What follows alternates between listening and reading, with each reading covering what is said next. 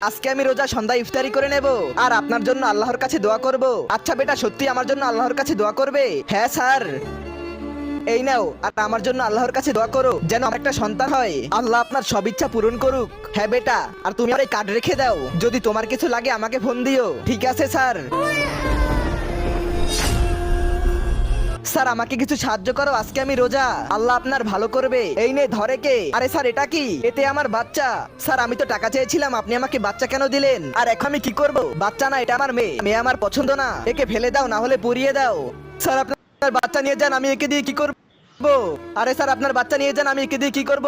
Sir আপনার বাচ্চা নিয়ে যান। এখন এই বাচ্চা দিয়ে আমি কি করব? আর আল্লাহর কাছে দোয়া করো যেন আমার একটা সন্তান হয়। ওই আঙ্কেলকে ফোন করি। ভাইজান ভাইজান গাড়ি থামাও। হ্যাঁ ছোটু, কি হয়েছে? ভাইজান এই নাম্বারে কল দাও। ঠিক আছে।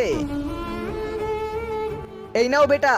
হ্যালো স্যার, আমি ওই ভিখারি বলতাছি, যাকে সকালে আপনি সন্তানের জন্য দোয়া করতে বলছিলেন। আপনি তাড়াতাড়ি ওইখানে আসেন। ঠিক আছে বেটা, এখনই আসতাছি। শুক্রিয়া স্যার। আর এই গরিবের কাছে ছোট বাচ্চাটি কার? আমার তো কিছু গড়বড় মনে হইতেছে, গিয়ে দেখি। তার আগে তুমিও যদি চাও তোমার মা 100 বছর বেঁচে থাকুক, তাহলে এই ভিডিওতে একটি লাইক দিয়ে চ্যানেলটিকে সাবস্ক্রাইব করে দাও। আর হ্যাঁ, লাইক সাবস্ক্রাইব শুধু তারাই করবে যারা মন থেকে মাকে ভালোবাসে। হ্যাঁ বেটা বল, কেন ডাকলি তুই আমাকে? স্যার আপনি তো সন্তান চেয়েছিলেন, এই নিন। আর এটা মেয়ে। আরে বেটা, তুমি এই বাচ্চা কোথায় পেলে? আমি একজনের কাছে টাকা চেয়েছিলাম, আর টাকার বদলে সে বাচ্চাটিকে দিয়ে গেছে।